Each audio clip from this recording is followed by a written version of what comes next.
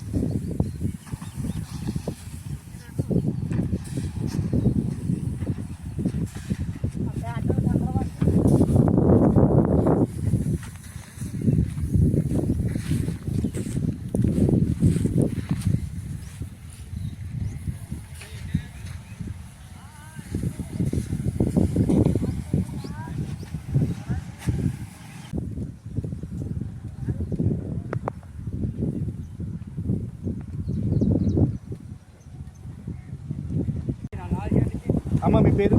మా పేరు ఈశ్వరమ్మ. ఇప్పుడు మీరు వ్యవసాయ కూలీనా? కూలీ 3 ఎకరాలు చేస్తున్నామండి. వ్యవసాయం కూడా చేస్తాం. ఎట్లా పండిందమ్మా మీది? మాకు 35 కాడికి పండిందండి. ఓకే. పెట్టుబడి ఎంత అయిందమ్మా? పెట్టుబడి అయిందండి, ఎకరానికి వచ్చి 60,000 దాకా అయింది. 60,000? 50,000 60,000 అంటే మందులు బాగా వేసాం, స్ప్రేలు చేసాం. పెట్టుబడికి సరిపడా వచ్చిందా ఆదాయం? లేదండి, ఇంకా నష్టపోయాం మేమే. నష్టపోయాం. ఎకరానికి వచ్చి 15,000 దాకా తగులుకుంది. అయ్యో, అంటే ఎందువల్ల కారణాలు ఏంటని చెప్పండి. అదేనండి, మందుల వలన రేట్లు ఎక్కువ పెరిగిపోయి, పురుగు మందుల వలన తెల్లకంకి నడిపి వచ్చింది. ఖరీఫ్ సీజన్ లో కూడా మీరు సాగారా? అంటే సార్వా సీజన్ చేసామండి, అప్పుడు నష్టపోయాం. ప్రభుత్వం నుంచి మీకు ఏ రకమైనటువంటి ఏమి అందలేదు. సహకారాలు కూడా లేదు. రైతు భరోసా కూడా రైతులకి వస్తుంది కానీ మీ కౌలు చేసిన దాడులకి కౌలు ఏమి అందలేదు. గుర్తింపు కార్డు ఉందా అమ్మా మీకు? లేదండి, గుర్తింపు కార్డు ఇవ్వలేదా గవర్నమెంట్? అదేవిధంగా మరి కౌలు రైతులకు సంబంధించినటువంటి గుర్తింపు కార్డులు అయితే కౌలుదారులకి ఇవ్వలేదని, దానివల్ల మేము గవర్నమెంట్ ఇచ్చేటువంటి రాష్ట్ర ప్రభుత్వం ఇస్తున్నటువంటి సంక్షేమ ఫలాలు ఏదైతే రైతుకు అందాల్సినటువంటి సంక్షేమ పథకాలు ఉన్నాయో అవి కౌలు రైతులకు అందడం లేదని, అది కేవలం రైతాంగానికి ఇవ్వడం వల్ల కౌలు రైతులు నష్టాల పరిస్థితుల్లోకి ఊబిలో కూరిపోతున్నారని చెప్పేసి అయితే కనుక మహిళా రైతులు కూడా చెప్తున్న పరిస్థితి మనకు కనబడుతుంది. మరి ముఖ్యంగా అత్యధికమైనటువంటి రసాయన ఎరువులు, కూలీ రేట్లు అత్యధికంగా ఉండడంతో పాటు రైతాంగానికి ఇచ్చినటువంటి కౌలు పోగా మిగిలిన పంట పరిస్థితి అయితే కనుక మాకు లాభసాటిగా లేదని చెప్పేసి పరిస్థితి కనబడుతూ ఉంది. కెమెరామెన్ రవితో గోపాలకృష్ణ, కంచర్ల టీవీ, ఏలూరు. మరి ఏలూరు జిల్లా వ్యాప్తంగా ఉన్నటువంటి మరి ఈ యొక్క వ్యవసాయ క్షేత్రంగా ఉన్నటువంటి పరిస్థితి ఏలూరు జిల్లాలో మొత్తం అంతా కూడాను రైతాంగం మీద ఆధారపడి ఉన్నటువంటి పరిస్థితి. అనేక రకాలుగా మరి ఏలూరు పరిసర ప్రాంతాల్లో ఉన్నటువంటి ఈ యొక్క గ్రామీణ ప్రాంతాల్లో ఎక్కువగా వ్యవసాయ ఆధారంగా చేసుకుని జీవనోపాధి చేస్తున్నటువంటి కుటుంబాలు ఎన్నో ఉన్నాయి. మరి ముఖ్యంగా ఇక్కడ వరి సేద్యం చేస్తున్నటువంటి పరిస్థితి కనబడుతూ ఉంటుంది. అటు ఖరీఫ్ సీజన్లో ఖరీఫ్ పంటను సాగు చేయడం, రబీ సీజన్లో మరి రబీ పంటను సాగు చేసేటువంటి పరిస్థితి జరుగుతూ ఉంటుంది. మరి సుమారు మన జిల్లా వ్యాప్తంగా 2,65,000 హెక్టార్లలో ఈ యొక్క దాల్వా సాగును చేయడం జరిగింది. రైతులు అత్యధికోపాధి చేసుకుంటూ వ్యవసాయం చేసుకుంటూ మరి ఇక్కడ ఉన్నటువంటి కుటుంబాలను పోషించుకునే పరిస్థితులు ఉంటాయి. ఈ యొక్క వ్యవసాయ సాగుకు గాను దాల్వా సీజన్లో మరి అనేక ఇబ్బందులు ఎదురయ్యాయని చెప్పేసి, నీరు అందక అనేక ఒత్తిళ్లు గురైపడ్డామని చెప్పేసి రైతులు అయితే చెప్పడం జరిగింది. అంతేకాకుండా ఎకరాకు సుమారు 40,000 నుంచి 50,000 వరకు పెట్టుబడి అయింది. మరి పంట దిగుబడి అయితే కనుక అంతంత మాత్రమే ఉందని, దీనివల్ల రైతులకు అపారమైన నష్టం వాటిల్లేదని చెప్పేసి అయితే రైతులు తెలియజేస్తున్న పరిస్థితి కనబడుతుంది.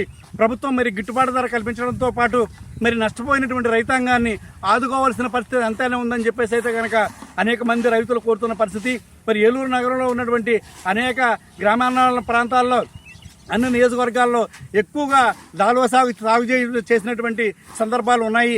దీనిలో భాగంగా ఈ రబీ సీజన్లో పంట సేద్యం అయితే కనుక మరి కొద్ది మాత్రమే మరి రైతులకు అనుకూలంగా పండింది, మరి కొంత నష్టానికి అయితే గురైందని చెప్పడం జరిగింది. మన మధ్యన ఒక కౌలు రైతు ఉన్నారు, ఆయన మాటల్లో అడిగి తెలుసుకుందాం.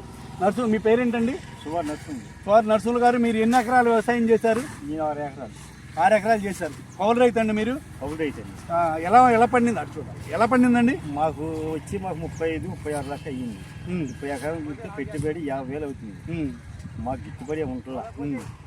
మా పరిస్థితి చూస్తే అంతంత మాత్రం. అంటే ఇప్పుడు కౌలు రైతుగా మీరు గుర్తింపు కార్డు ఏమైనా ఉందా మీకు? గుర్తింపు కంటే మా కౌలు రైతు కాగితాలు మాకు ఇస్తలా.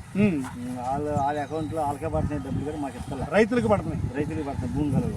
కౌలు రైతు మీ పేర మీకు డాక్యుమెంట్ అది లేదా? ఏం లేదు. గతంలో ఇచ్చినటువంటి సందర్భాలు ఉన్నాయి ప్రభుత్వం? గతంలో ఇచ్చారు, 100కి 10 మంది ఇచ్చారు తప్ప మిగతా డబ్బులు ఇస్తలా.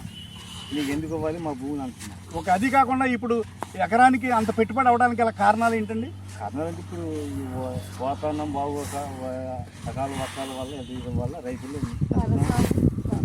ఎరువులు మీకు అనుకూలంగా ఉన్నాయా? అనుకూలంగా ఒకేసారి ఉంటుందా, ఒకేసారి కష్టం అయిపోతుంది. ఎరువుల రేట్లు ఏ రకంగా ఉన్నాయి?